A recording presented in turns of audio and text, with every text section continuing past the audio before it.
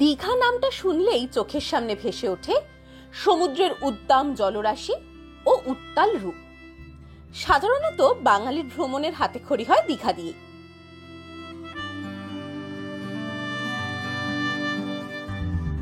এই দীঘা হয়তো অনেকবার গেছেন, কিন্তু দীঘার আশেপাশের সব জায়গাগুলো ঘুরে দেখেছেন কি? আজ এই ভিডিওতে আমরা আপনাদের জন্য সব দর্শনীয় স্থানগুলো তুলে ধরব, তাই ভিডিওটা অবশ্যই শেষ অবধি দেখুন এবং আমাদের চ্যানেলে নতুন হলে সাবস্ক্রাইব করে নিন এবং বেল আইকনে ক্লিক করে দিন সমস্ত নোটিফিকেশন সবার আগে পাওয়ার জন্য।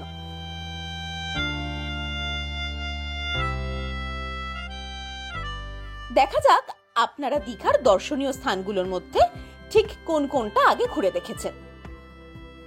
এবার আসি দীঘায় কি কি ঘুরে দেখবেন সেই ব্যাপারে।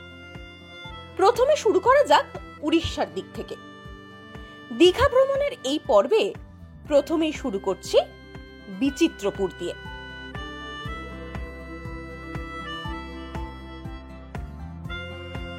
এটি একটি দ্বীপ যা জোয়ারের সময় ডুবে যায় এবং তখন দ্বীপে মাথা উঁচিয়ে দাঁড়িয়ে থাকে বেশ কিছু উদ্ভিদ। হাঁটু সমান জলে এই গাছগুলোর মাঝ বরাবর হেঁটে ঘুরে বেড়ানো যায় এই দ্বীপে।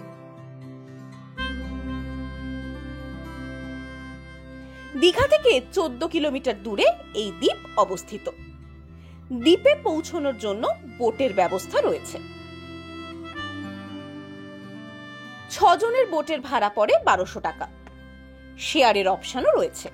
বিচিত্রপুরে যখন বোটিং করতে আসবেন, বোটিং এর মাঝে এরকম একটা জায়গায় আপনাকে বোট নামিয়ে দেবে। এখানে একটা 30 মিনিটের হল্ট রয়েছে। এখানে চারদিকে দেখতেই পাচ্ছেন ছড়িয়ে ছিটিয়ে প্রচুর ম্যানগ্রোভ অরণ্য রয়েছে, জোয়ার ভাটার একটা ব্যাপার রয়েছে। সেই টাইমিং এর উপর ডিপেন্ড করে বোটের যাওয়া আসা। আমরা এখন এখানটা একটু সময় কাটাচ্ছি, এরপরে আমরা ফিরে যাব। যে বোটটা অ্যাভেলেবেল থাকবে সেই বোটেই আমরা ফেরত চলে যাব। দ্বীপে পৌঁছতে সময় লাগে 15 মিনিট মতো। দ্বীপে দেখা মেলে বিভিন্ন প্রজাতির কাঁকড়া, পাখি এবং শ্বাসমূল ও ঠেসমূল বিশিষ্ট উদ্ভিদের। সকাল সকাল হাতে সময় নিয়ে চলে আসুন বিচিত্রপুর ম্যানগ্রোভ বোটিং পয়েন্টে। এখানে কিন্তু বেশ কিছুটা সময় লাগবে, কারণ টিকিট কেটে বোটিং করতে অনেকটা সময় লাগবে, 2-3 ঘন্টা তো মিনিমাম লেগেই যাবে। সেটা মাথায় রেখে তবেই আসবেন। এখানে বেশ কয়েকটি খাবারের দোকান রয়েছে, রয়েছে টয়লেটের ব্যবস্থাও।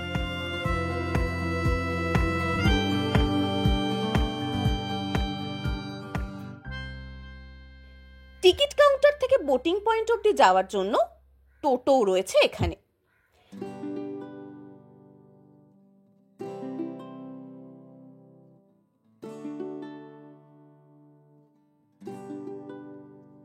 আপনারা চাইলে এখান থেকে সামুদ্রিক কাঁকড়াও কিনতে পারেন বাড়ির জন্য। বিচিত্রপুরে রয়েছে ওড়িশা ফরেস্ট ডিপার্টমেন্টের নেচার ক্যাম্প। ঝাউয়ের জঙ্গলে ঘেরা নেচার ক্যাম্পটি ভারী সুন্দর, চাইলে এখানে থাকতেও পারেন। বিচিত্রপুরে বোটিং শুরু হয় সকাল 6টা থেকে, চলে বিকেল অবধি। দীঘা থেকে বিচিত্রপুরের অটো ভাড়া পড়ে 600 থেকে 700 টাকা মতো।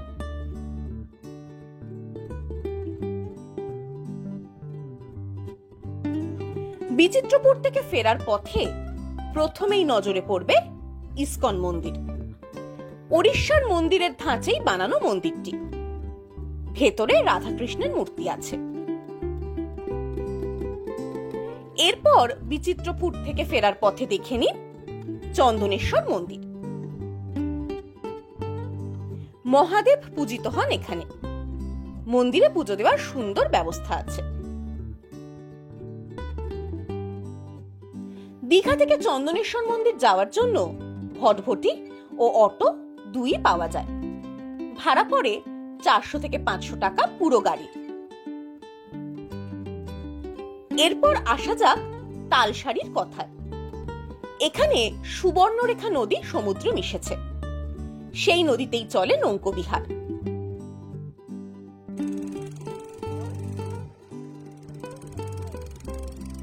নদীর পাড়েই রয়েছে একটা বিস্তীর্ণ চর, তারপরেই উত্তাল সমুদ্র।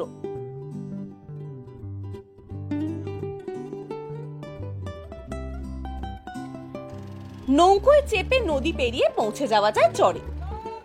ভাড়া পড়ে জনপ্রতি 100 টাকা।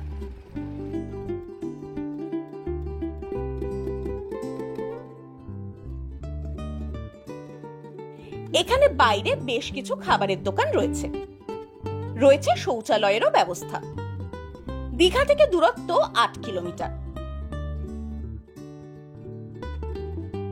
পরবর্তী গন্তব্য হতেই পারে উদয়পুর। আমরা এখন রয়েছে উদয়পুর বিচে। এই উদয়পুর বিচটা পশ্চিমবঙ্গ আর উড়িষ্যার বর্ডারে, এবং এইখানে যে দেখছেন পিছনে, এগুলো সব টেম্পোরারি স্যাক। এগুলো একটু বাদেই রেডি হয়ে যাবে, এবং এখানে প্রচুর মানুষজনের ভিড় জমতে থাকে যত বেলা বাড়ে। আমরা সকাল সকাল ঘুরে নিলাম এই বিচটা।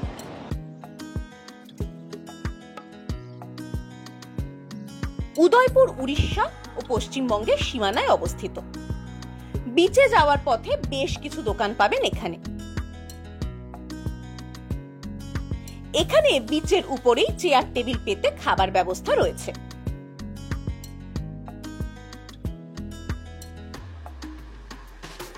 সমুদ্রের জলে পা ডুবিয়ে চিংড়ি কাঁকড়ার স্বাদ নেওয়া যায় এখানে।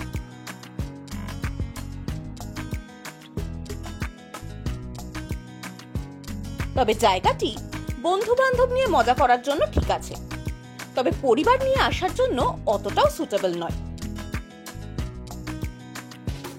এখানে বাইকও ভাড়ায় পাওয়া যায়। সেই বাইক নিয়ে বিচ ধরে যাওয়া যায় তালসারির দিকে। বাইকের ভাড়া পড়ে 100 টাকা। তবে উদয়পুর বিচটি ফ্ল্যাট হওয়ায় এখানে ঢেউ কম, তাই ভালোভাবে স্নান করা যায়। তবে সকলের কাছে আমাদের বিনীত অনুরোধ, দয়া করে মদ্যপ অবস্থায় জলে নামবেন না এবং বোতল ভেঙে বিচে ফেলবেন না। এর পরের ডেস্টিনেশন হতেই পারে ওশিয়ানা পার্ক। দীঘায় নতুন তৈরি হয়েছে এই পার্কটি।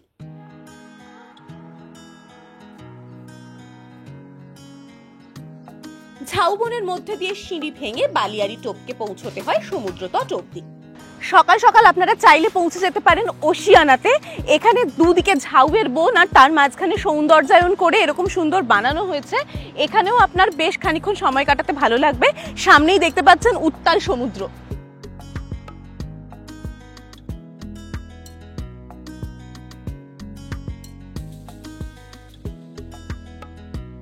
উদয়পুর সি বিচের ঠিক পাশেই এই ওশিয়ানা, মানে মনে করলে বিচ ধরেও পৌঁছে যাওয়া যায় এই ওশিয়ানাতে। গাড়িতে মাত্র 2-4 মিনিট লাগবে। এই সবকটা জায়গাতেই কিন্তু অটো টোটো যায়, সুতরাং অটো টোটো করে অনায়াসেই ঘুরে নিতে পারেন এই জায়গাগুলো।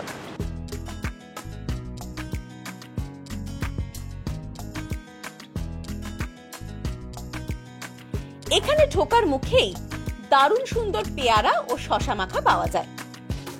এখানে সমুদ্র তটটি বাঁধানো এবং বসার জন্য সুন্দর জায়গা করে দেওয়া আছে।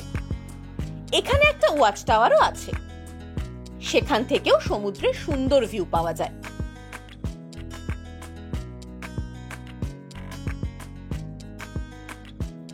এখানে রয়েছে ওশিয়ানা রিসোর্ট, যেখানে থাকা ও খাওয়ার সুবন্দোবস্ত রয়েছে।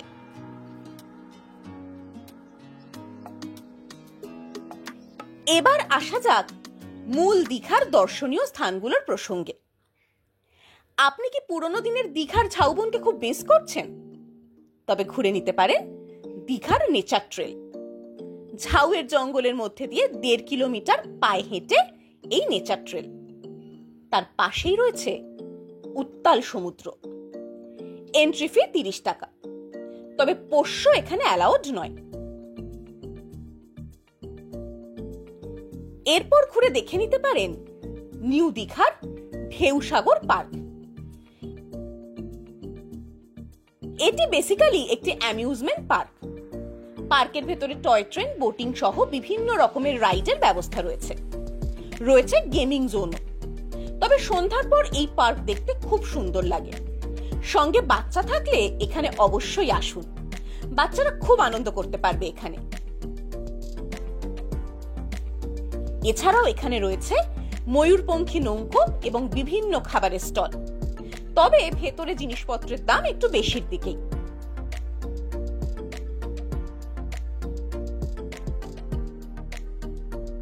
পার্কের এন্ট্রি ফি 30 টাকা, সাথে গাড়ি থাকলে পার্কিং ফি 20 টাকা।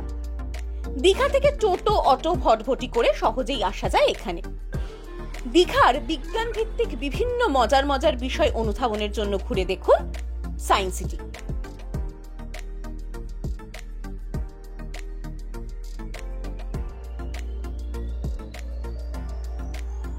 বাচ্চাদের খুবই ভালো লাগবে এখানে। বাচ্চারা বইয়ের পাতায় যা পড়ে তা হাতে না হাতে এক্সপেরিমেন্ট করতে পারবে এখানে। এখানে রয়েছে 3D শো ও তারামণ্ডল। এন্ট্রি ফি পার হেড 30 টাকা। এরপর ঘুরে দেখে নিন দীঘার মেরিন অ্যাকোরিয়াম। এর বাইরে ঢোকার মুখেই রয়েছে বিশাল একটা তিমির কঙ্কাল, যা 2012 সালে দীঘাতেই পাওয়া যায়। ভেতরে বিভিন্ন প্রজাতির মাছ রয়েছে। এবার চলুন ঘুরে দেখি অমরাবতী পার্ক। দীঘায় রোপওয়ের অভিজ্ঞতা নিতে হলে চলে আসুন অমরাবতী পার্কে। পার্কটি বেশ বড় ও সাজানো গোছানো। বোটিং এরও ব্যবস্থা রয়েছে এখানে। এন্ট্রি ফি 30 টাকা। রোপওয়ে ফি বড়দের 80 টাকা, বাচ্চাদের 46 টাকা।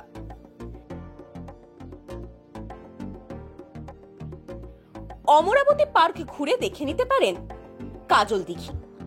দীঘায় টয় ট্রেনের অভিজ্ঞতা নিতে চাইলে এখানে আসতে পারেন। দীঘায় অবশ্যই ঘুরে দেখুন ওল্ড দীঘা বিশ্ব বাংলা পার্ক। পার্কটি খুব সুন্দরভাবে সাজানো হয়েছে। সন্ধ্যায় যখন আলো জ্বলে ওঠে তখন দেখতে আরো ভালো লাগে। প্রসঙ্গত বলি, দীঘায় কম খরচে মনোরম পরিবেশে পরিবার নিয়ে ও বন্ধু বান্ধব নিয়ে থাকতে চাইলে থাকতে পারেন হোটেল ইউটোপিয়াতে। ওল্ড দীঘা থানার ঠিক পেছনেই এই হোটেল। রুমগুলো পরিষ্কার পরিচ্ছন্ন। এসি ও নন এসি দুই ধরনের রুমই আছে। ওয়েস্টার্ন স্টাইল টয়লেট, 24 ঘন্টা লিফট সার্ভিস, পাওয়ার ব্যাকআপ এবং ওয়াইফাই এরও ব্যবস্থা রয়েছে এখানে। হোটেলের নিজস্ব রেস্তোরাঁতে সুস্বাদু খাবারও পাবেন। গাড়ি পার্কিং এরও ব্যবস্থা রয়েছে এখানে। বুকিং এর জন্য স্ক্রিনে দেওয়া নম্বরে যোগাযোগ করুন। এবার আসা যাক দীঘার পূর্ব দিকের দর্শনীয় স্থানগুলোর ব্যাপারে। প্রথমেই শুরু করছি দীঘার মোহনা দিয়ে। দীঘা থেকে মাত্র 3 কিলোমিটার দূরে রয়েছে দীঘার মোহনা। চম্পা নদী এখানে বঙ্গোপসাগরের সাথে মিলেছে। দীঘা থেকে অটো, টোটো বা ভটভটি করে পৌঁছে যাওয়া যায় এখানে। ভাড়া পড়বে 150 থেকে 200 টাকা। এখানে এলে মাছের বাজারটি অবশ্যই ঘুরে দেখবেন। বিভিন্ন ধরনের মাছ পাওয়া যায় এখানে। চাইলে বাড়ির জন্য মাছ কিনতেও পারবেন এখান থেকে। এখানে সস্তায় বেশ ভালো শাঁখাও পাওয়া যায়। এখান থেকে রাতের ভিউটাও দুর্দান্ত।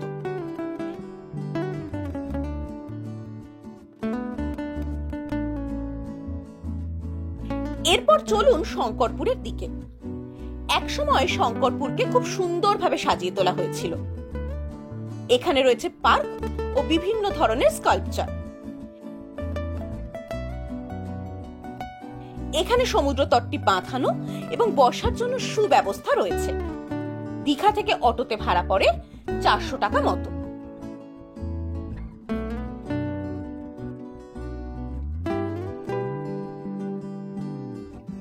এবার শঙ্করপুর থেকে এগিয়ে চলুন তাজপুরের দিকে। কিছু বছর আগেই সমুদ্রের তট বরাবর তৈরি হয়েছে সৈকত সুন্দরী রোড ওরফে দীঘা মেরিন ড্রাইভ, যা দীঘাকে যুক্ত করেছে মন্দারমণির সাথে।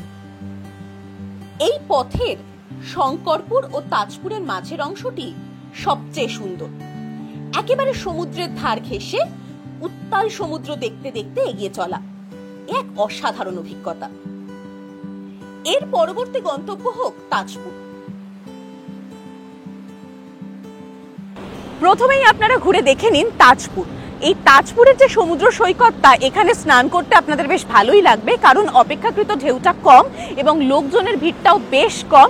আর পাশেই রয়েছে এরকম অনেকগুলো সেট, যেখানে আপনারা বসে টুকটাক খাওয়া দাওয়া এগুলো করতেই পারেন।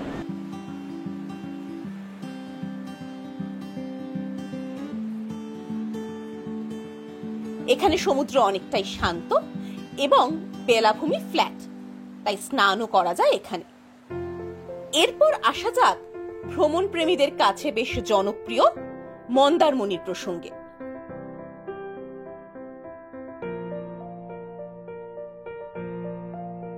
এখানে হোটেলগুলো একেবারে সমুদ্র লাগোয়া।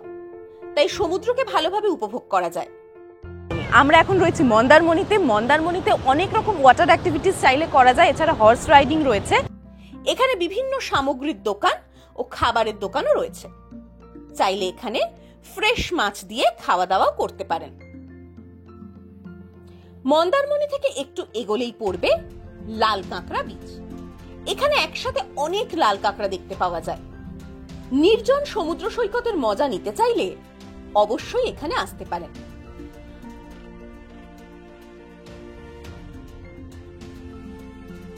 আপনি যদি নির্জন সমুদ্র সৈকত ভালোবাসেন, ভিড়ভাট্টা এড়িয়ে একাকী সমুদ্রের মজা নিতে চান, তবে ঘুরে আসতে পারেন বগুড়ান জলপাই থেকে। লাল কাঁকড়া বিচ থেকে দূরত্ব 9 কিলোমিটার এবং ওল্ড দীঘা থেকে 34 কিলোমিটার। দীঘা থেকে এখানে যেতে গাড়ি ভাড়া পড়বে 1200 থেকে 1500 টাকা মতো। এর পরের গন্তব্য হোক দীঘা গেট। যারা নিজেদের গাড়ি বা বাসে দীঘা আসছেন, তাদের এখানে আলাদা করে আসতে হবে না, কারণ দীঘা ঢোকার আগেই পড়বে এই দীঘা গেট। তবে এই গেটের রাতের রূপ সবচেয়ে আকর্ষণীয়।